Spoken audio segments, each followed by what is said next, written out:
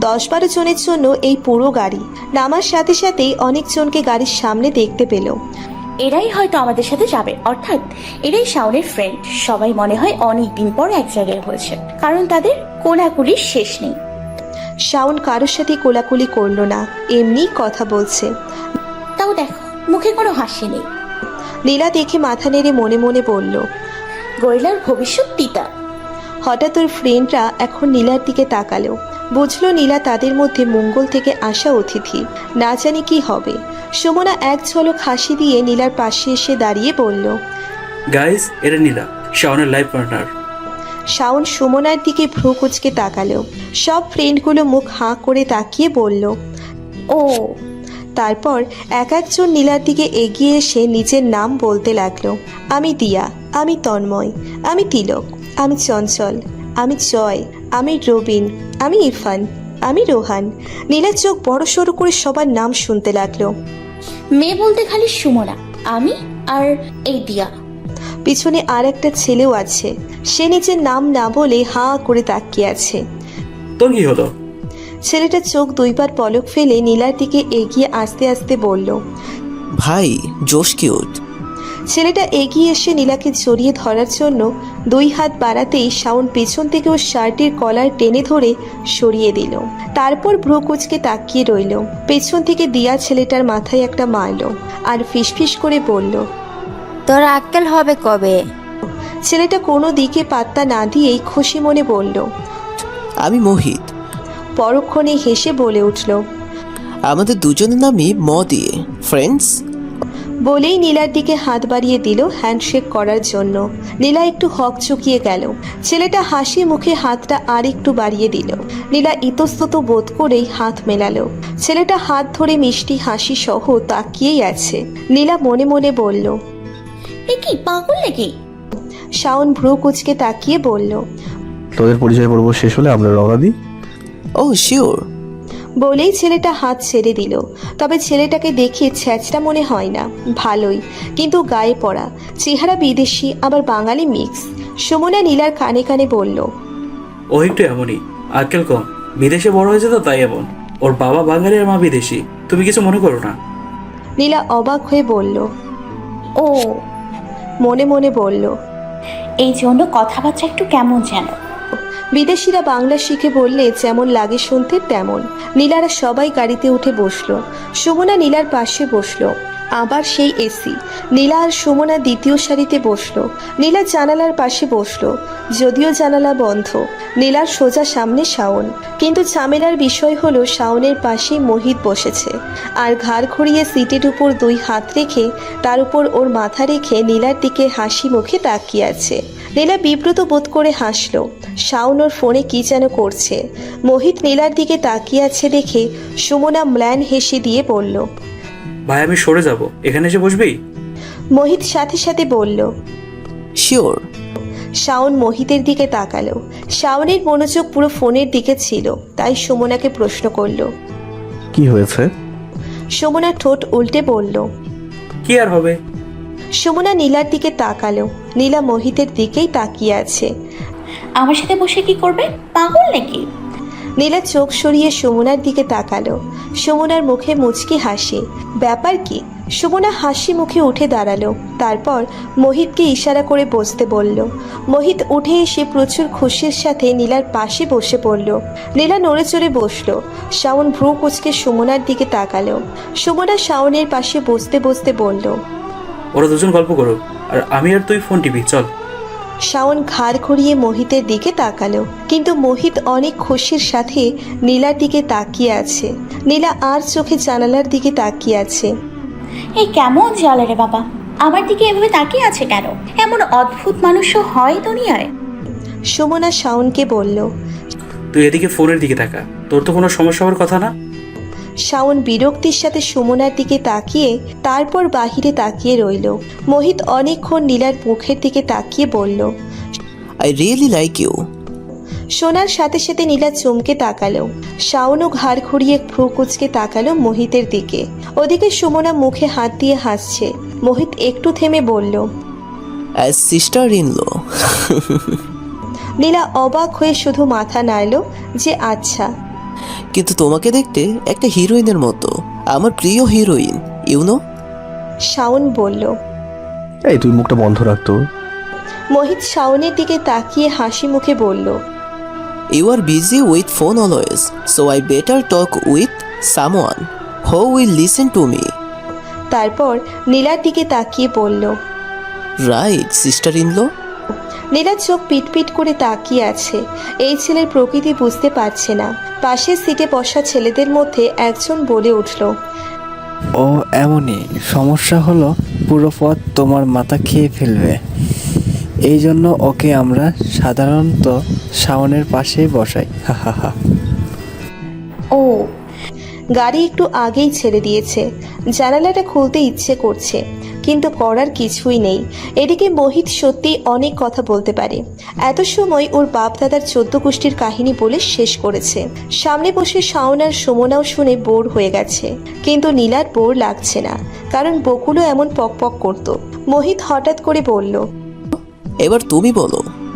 নীলা হকচকিয়ে বলল। আমি কি বলবো? তোমার বিষয় বলবে, এত সময় তো আমি বললাম। নীলা হালকা হাত নাড়িয়ে বলল। না না, আপনি বলুন, আমি শুনছি। মোহিত হাত দিয়ে নীলাকে আর শাওনকে দেখিয়ে বলল। তাহলে তোমাদের ভালোবাসার গল্প বলো। তোমাদের প্রথম দেখা, you know how you two meet, how did you two fall in love. Shaon কড়া চোখে মোহিতের দিকে তাকিয়ে বলল। You are irritating me now. Mohit ভ্রু কুঁচকে হালকা হেসে বলল। হোয়াই? তারপর নীলার দিকে তাকিয়ে বলল। আচ্ছা তাহলে আমি আমারটা বলি, মাই ফার্স্ট লাভ। সুমনা আর শাওন ঘাড় ঘুরিয়ে মোহিতের দিকে তাকালো। ওরা এই গল্প মনে হয় কয়েক শতবার শুনেছে। মোহিত খুশির সাথে বলতে লাগলো। When I was 18 girl, a new girl got transferred in our school. She was really beautiful. You know, my seat was near her seat, but we never talked to each other. এটুকু শুনে নীলা বলে উঠল। আপনি এত কথা বলেন, তাও ওই মেয়েটার সাথে কোনো কথা বলেননি? আশেপাশের সবাই হেসে উঠল নীলার প্রশ্ন শুনে। একটা ছেলে বলে উঠল। ওয়াও, গুড পয়েন্ট নীলা। আমরা এতদিনে এই পয়েন্ট ধরতে পারিনি। I was this guy, you know. ইয়াও বিশ্বাসযোগ্য নয়। সবাই আবার হেসে দিল। মোহিত আবার গল্প শুরু করলো।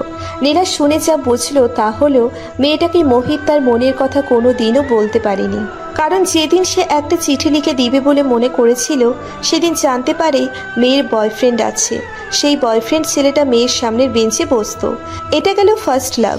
এরপর সেকেন্ডে যেই বলতে যাবে, তখনই শাওন মোহিতকে থামিয়ে দিয়ে বলল। সামনে আয় তুই। সুমনা বলে উঠল। হালকা রোমান্টিক কিছু শুনলে তোর বউ মরে যাবে না। এমনিও বেচারিকে তুই কোনো মুভি তো দেখতে দিবি না, এখন গল্প শুনেই শিখুক। মোহিত আর নীলা কিছু না বুঝে তাকিয়ে আছে। শাওন সুমনার দিকে রেগে তাকিয়ে তারপরই মোহিতের দিকে তাকালো। আর বললো, এক্ষুনি ফালতু গল্প বন্ধ করবি। নীলা শাওনের দিকে তাকিয়ে বলে উঠল। আমি শুনবো। শাওন রাগী চোখে নীলার দিকে তাকালো। নীলা একটা ঢোক গিলল। মোহিত শাওনকে রেগে যেতে দেখে বলল। ওকে রিল্যাক্স, অন্য গল্প বলি, ওকে? নীলা রেগে বলে উঠল। না, যেটা বলা শুরু করছেন সেটাই শুনবো। শাওন কড়া চোখে নীলার দিকে তাকালো। নীলা মুখ ঘুরিয়ে জানালার দিকে তাকিয়ে রইল। শাওন ঘাড় ঘুরিয়ে সামনে তাকালো। মোহিত কি করবে বুঝতে না পেরে নীলাকে ইশারাতে এদিকে আসতে বলল, কারণ কানে কানে কিছু বলবে। নীলা একটু মাথা এগোতেই মোহিত ফিসফিস করে বলল। সাজেক দিয়ে বলবো, ওকে? বলেই বুড়ো আঙ্গুল দেখালো। নীলাও হাসি মুখে বুড়ো আঙ্গুল দেখালো। আশ্চর্য বিষয় হচ্ছে, গরিলাটার ফ্রেন্ডগুলো অনেক ভালো আর হাসি খুশি। কেমন করে এরা এর মতো এক গরিলার ফ্রেন্ড হলো কে জানে? মোহিত এখন অন্য গল্প শুরু করেছে, কিন্তু নীলার এখন ঘুম ঘুম পাচ্ছে। তাই নীলা মাথাটা সিটে হেলিয়ে দিয়ে মোহিতের দিকে তাকিয়ে শুনতে লাগলো। শুনতে শুনতে কখন ঘুমিয়ে গেল বুঝলো না। অনেক বড় ঘুম দেওয়ার পর চোখ খুলল। জানালা দিয়ে হালকা রোদ এসে চোখে পড়ছে নীলার। কিন্তু এক মিনিট, আমি এটা কার কাঁধে মাথা রেখে ঘুমোচ্ছিলাম এত সময়? সাথে সাথে মাথা তুলে পাশে তাকালো। আপনি? নীলা হকচকিয়ে গেল। শাওন নীলার দিকে তাকিয়ে বলল। ঘাড় ব্যথা করে দিয়েছো তুমি আবার। নীলা কি বলবে বুঝতে না পেরে এদিক ওদিক তাকাতে লাগলো। আর একটা আশ্চর্যকর বিষয় হলো বাসে কেউ নেই, একটা মানুষও নেই, কিন্তু কেন শুধু আমরা দুজনেই কেন? নীলা মনে মনে বলল। লও, ওনাকে কি প্রশ্ন করব, আমরা একা কেন? শাওন উঠে দাঁড়ালো আর বলল। নামো। বলেই শাওন গাড়ি থেকে নেমে গেল। নীলা ভ্রুকুচকে আশেপাশের সিটগুলোর দিকে আর একবার তাকিয়ে দেখলো। সত্যি কেউ নেই। তারপর বাস থেকে নামলো। ও, সবাই নেমে দাঁড়িয়ে আছে, গন্তব্যে পৌঁছে গেছি মনে হয়। সুমনা হাসি মুখে নীলার দিকে এগিয়ে এসে বলল। ভেঙেছে তাহলে ঘুম? নীলা একটা হাসি দিল শুধু। এখন যে প্রশ্ন মনের মধ্যে বাকি সেটা হলো, আমি তো মোহিতের বাসে ছিলাম, শাওন কিভাবে চলে এলো? সুমনা নীলাকে হালকা নাড়িয়ে বলল। কি হলো, কি চিন্তা করছো? নীলা না সূচক মাথা নাড়ালো। সুমনা বলল। এখান থেকে আমরা জিপ নিব, সন্ধ্যার পরেই সাজেক পৌঁছে যাব। এখান থেকে বাস যায় না, আরো কিছু ইস্যু আছে যার জন্য জিপ গাড়িতে যেতে হবে। সামনে গিয়ে আর্মিরা চেক দেবে, তারপরেই সিরিয়ালে সব কারগুলো যাবে, অর্থাৎ 3টায় নেক্সট অ্যান্ড লাস্ট চান্স। তার আগে জলদি খাওয়া দাওয়া করে নিয়ে চলো। নীলাও যদিও পড়েছিল এই বিষয়ে। সাজেকে যাবার জন্য গাড়িগুলো 10:30 বা 11তে ছেড়ে যায়, আর দুপুর 3টায়। এই বাদে হবে না। নীলারা নিজেদের লাঞ্চ করতে বসলো সাধারণ একটা হোটেলে, যদিও এটাকে লাঞ্চ টাইম বলা চলে না, সকালের ব্রেকফাস্ট বলা যায়, যেটা লেট করে করছে। এক টেবিলে নীলা, সুমনা আর দিয়া এক পাশে, অন্য পাশে সুমনার সোজা শাওন আর নীলার সোজা মোহিত, আর তার পাশে রবিন। মোহিত মুখ খুলে কিছু বলতে যাবার আগেই রবিন বলে উঠল। খাবার সময় বেশি কথা বলিস না অত্যন্ত। মোহিত হেসে বলল। ও অল রাইট। সবার জন্য খিচুড়ি অর্ডার করা হলো। অনেকদিন পর খিচুড়ি দেখে নীলার এত খুশি লাগছে বলার মতো না। মোহিত নীলার দিকে তাকিয়ে সুন্দর একটা হাসি দিয়ে বলল। Your favourite right? নীলা মাথা ঝাঁকিয়ে হাসির সাথে বলল। খুবই। মোহিত একটু নড়ে চড়ে বসে নীলার দিকে এগিয়ে এসে বলল। আমিও বেলি ফুল অনেক পছন্দ করি। আমার বাবা Bengali, he can cook everything, just amazing. সবাই খেতে ব্যস্ত, কেউ মোহিতের কথায় কান দিচ্ছে না, শুধু নীলাই শুনছে আর খাচ্ছে। ভালো বিষয় হলো খিচুড়িতে কুমড়ো নেই। খাওয়া দাওয়া শেষে সবাই জিপ গাড়িতে উঠল। বাসের চেয়ে চওড়াই একটু ছোট হলেও সিটগুলো বাসের মতো 2টা করে, উচ্চতার দিক থেকেও ছোট। যাক, এটার জানালায় কোনো কাজ নেই, অর্থাৎ ফুরফুরে বাতাসে প্রাকৃতিক দৃশ্য দেখতে যেতে পারবো। মোহিত ফট করে এসে নীলার পাশে বসে পড়ল। নীলা এখন ওর সাথে ভালোই মানিয়ে নিয়েছে। এতটুকু সময়ে যা বুঝতে পেরেছে তা হলো ছেলেটা খুব ভালো মনের মানুষ, বকুলের মতো। সুমনা আর শাওন ওদের সোজা পিছনে বসেছে এবার। মোহিত এত সময় অনেক গল্প করেছে, তাই এখন ফোন বের করে নীলাকে একটা গেম দেখাতে লাগলো। সত্যিই গেমটা অনেক মজার, গাড়ি চালানোর গেম। নীলা অনেকক্ষণ ধরে খেলাটা দেখছে আর মোহিতের বিবরণ শুনছে যে কিভাবে খেলা যায়। অনেক দূর খেলে তারপর গাড়ির অ্যাক্সিডেন্ট হলো। মোহিত বলে উঠল। ও শিট। কিন্তু নীলা খুশিতে হাততালি দিয়ে বলল। আপনি অনেক ভালো খেলেন সত্যি। শাওন পিছন থেকে একটা বিরক্তির নিঃশ্বাস ফেলে বলল। 2 গাধা এক জায়গায় হলে যা হয় আর কি। ওরা দুইজনই শুনে নিল। নীলা রেগে ঘাড় ঘুরিয়ে তাকালো। মোহিত হাসি মুখে শাওনের দিকে তাকিয়ে বলল। Bro, wanna play? আমি কোনো ফালতু গেম খেলি না। নীলা সামনের দিকে তাকিয়ে মুখ ভেঙিয়ে বলল। ফালতু গেম খেলি না। তারপর মোহিতকে বলল। গেম খেলতে পারি না তো এজন্য। শাওন রাগে দাঁতে দাঁত চেপে বলল। Shut up, you talk too much. Nila ঘাড় ঘুরিয়ে শাওনের দিকে কপাল কুঁচকে তাকিয়ে বলল। আপনি শাট আপ, আমরা তো চুপচাপই ছিলাম। শাওন আরও রেগে গেল। নীলা রেগে সামনে ঘুরে তাকালো। মোহিত বুঝতে পেরে বলল। ওকে ওকে, রিল্যাক্স। তোমরা এত ঝগড়া করলে রোমান্স কখন করবে? শাওন কড়া চোখে মোহিতের দিকে তাকালো। নীলা হাই তুলতে তুলতে বলল। কিসের রোমান্স? মোহিত একবার নীলার একবার শাওনের দিকে তাকিয়ে বিভ্রান্তিকর পরিস্থিতিতে পড়ে গেল। তারপর নীলাকে বলল। ইউনো রোমান্স বেঙ্গলিতে কি বলে? শাওন গম্ভীর গলায় মোহিতকে বলল। চুপচাপ তুই তোর গেম খেল। নীলাও ইশারায় মোহিতকে আবার শুরু করতে বলল। মোহিতকে অনেক সময় খেলতে দেখে এখন নীলারও খেলতে ইচ্ছে করছে, তাই বলে বসলো। যে আমিও খেলবো। মোহিত খুশি মনে বলল। ইয়া হিয়ার ইউ গো ট্রাইট। নীলা শুরু করলো, কিন্তু সাথে সাথে হেরে গেল। মন খারাপ হয়ে গেল। মোহিত অল্প হেসে বলল। ইটস অল রাইট, হবে হবে। নীলা দ্বিতীয়বারও হেরে গেল। এবার ঠোঁট উল্টে ফোন মোহিতের হাতে ধরিয়ে দিয়ে বলল। আরও শেখা বাকি আমার। অনেকটা পথ গিয়ে সত্যি আর্মিদের ওখানে থামতে হলো, যদিও ড্রাইভার একাই গিয়ে সব সামলে নিল। তারপর অনেকগুলা গাড়ি একসাথে সারিবদ্ধভাবে রওনা হলো সাজেকের উদ্দেশ্যে। এবার শুরু হলো আসল পথ। রাস্তার দুই পাশে সবুজ গাছ বেয়ে বেয়ে নিচে চলে গেছে। সবাই ধীরে ধীরে অনেক উপরে উঠছে, সমুদ্র পৃষ্ঠ থেকে অনেক উপরে। এখন আর ওরা গেম খেলছে না, এখন বাহিরে তাকিয়ে আছে মুগ্ধ হয়ে। আকাশ পুরো নীল, মাঝে কয়েকটা তুলোর মতো মেঘ কেউ হয়তো ঝুলিয়ে রেখেছে। মোহিত এখন ফটো তোলার জন্য ব্যস্ত হয়ে গেল। নীলা জানালার উপর হাত দিয়ে বাহিরে তাকিয়ে রইল। এদিকে নীলার ওড়নার এক প্রান্ত বাহিরে উঠছে। যত দূর চোখ যায় সব সবুজ আর সবুজ। সবাইরা আস্তে আস্তে অনেক উঁচুতে উঠছে। হঠাৎ মনে হচ্ছে কুয়াশায় সে ওদের ঢেকে দিচ্ছে। আবার মনে হচ্ছে চারিদিকে রৌদ্র উজ্জ্বল। দেখতে দেখতে যে কখন সাজেক এসে পৌঁছে গেল নিজেও নীলা নিজেই জানল না। আস্তে আস্তে সন্ধ্যা 6:30 বেজে গেল। সবাই সাজেকের একটা রিসোর্টে উঠল। রিসোর্টটা অনেক সুন্দর, বাঁশ দিয়ে তৈরি, চারিপাশে ব্যালকনি আছে।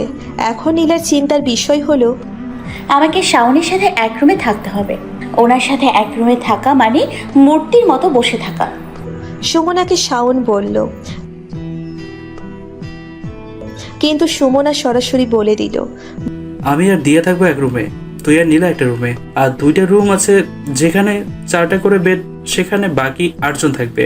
এর বেশি রুম আমি বুক করিনি। বলেই মুচকি হাসতে লাগলো সুমনা। শাওন বুঝলো যে সুমনা ইচ্ছে করেই এটা করেছে। শাওন বলল, তোকে দিয়ে রিসর্ট বুক করানোটা বোকামি ছিল আমার। সব ফ্রেন্ডরা হা করে কাহিনী দেখছে। মোহিত এগিয়ে এসে বলল। Any problem? রবিন এগিয়ে এসে বলল, নো প্রবলেম, যদি সমস্যা থাকেও সেটা আজ রাতেই ঠিক হয়ে যাবে। বলেই রবিন হেসে দিল। নীলা কিছু বুঝতে না পেরে সবার মুখের দিকে তাকিয়ে আছে। শাওন ভ্রু কুচকে রবিনের দিকে তাকিয়ে আছে।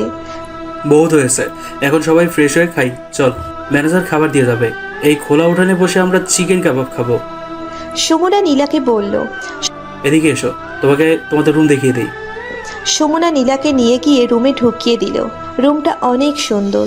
দরজার কাছে লাল পর্দা ঝুলছে, আবার ঘরের চারি কোণায়ও বড় বড় লাল পর্দা ঝুলছে। উপরের দিকে কয়েকটা বল টাঙানো, যা রঙিন সুতায় জড়ানো। হলুদ রঙের আলো জ্বলছে রুমটায়। বিছানার এক পাশে একটা আলনা আর ড্রয়ার আছে। থাকো তাহলে, আমি ফ্রেশ হবো, তারপর সবাই একসাথে বসে গল্প শুরু করব। আসল আড্ডা। তুমি জলদি শাওয়ার করে চলে আসো। নীলা শুধু সুমনার দিকে তাকালো। সুমনা চলে গেল। এই রুমে একটাই খাট, তাও কত ছোট। তার ওপর আবার কোনো সোফাও নেই। তবে পেছনের দিকের ব্যালকনিতে একটা দোলনা আছে। দোলনায় কিভাবে ঘুমাবো? নীলা ভাবতে ভাবতে ব্যালকনিতে গিয়ে দাঁড়ালো। সূর্য অস্ত যাচ্ছে নীলার চোখের সামনেই। একটু হাঁটলেই মেঘ সমেত সূর্য হাতে পাবে এমন। ব্যালকনিতে কাঠের বেড়া দেওয়া, তার সামনে অনেক নিচ অব্দি তাকালে শুধু সবুজ গাছ আর গাছ। শাওন এসে রুমে ঢুকলো। নীলা পেছন ফিরে তাকালো। শাওন ব্যাগ নিয়ে এসেছে। যাক ভালো, আমার জামা কাপড় সব ওটাতেই আছে। কারণ সুমনা আসার সময় শাওনের ট্রাভেল ব্যাগেই নীলার জামা কাপড় ঢুকিয়ে দিয়েছিল আর বলেছিল, একদিনের জন্য যাবি, এতে যদি দুজনের 2টা ব্যাগ লাগে তাহলে আর কি বলবো। শাওন নীলার দিকে তাকালো। নীলার চোখে চোখ পড়তেই অন্যদিকে তাকালো। শাওন নিজের ব্যাগ খুলে নীলার জামা কাপড়গুলো বের করে খাটের উপর ফেললো। তারপর ওর জামা কাপড় নিয়ে গোসলে চলে গেল। নীলা একটা হাফ ছেড়ে জলদি এসে নিচের জামা কাপড়গুলো নিল। পাশে একটা ছোট্ট ড্রয়ারের মতো জিনিসের উপর জামা কাপড়গুলো রেখে যেটা পরবে এখন, সেটা হাতে নিয়ে বিছানায় বসে পা নাড়াতে লাগলো। না জানি আর কি না সত্যি ওই দোলনায় ঘুমোতে হয় আমাকে। রাতে তো হয়তো শীত পড়বে, ভাগ্যিস বিছানায় 2টা কম্বল আছে। কিছুক্ষণ পরে শাওন একটা কালো ফুল হাতা টি শার্ট আর ট্রাউজার পরে বের হয়ে আসলো। নীলা আর চোখে তাকালো। শাওনও নীলার দিকে তাকালো। নীলা উঠে দাঁড়িয়ে পড়ল। কেমন কেমন যেন লাগছে। শাওন নীলার দিকে এগিয়ে আসতেই নীলা ভয়ে কাচুমাচু হয়ে গেল, কিন্তু সে নীলাকে পাশ কাটিয়ে নীলার পিছনের আলনাতে নিজের তোয়ালেটা রাখলো। নীলা নিঃশব্দে একটা নিঃশ্বাস মুখ দিয়ে বের করে বাথরুমে ঢুকে গেল। বের হয়ে শাওনকে রুমে পেল না।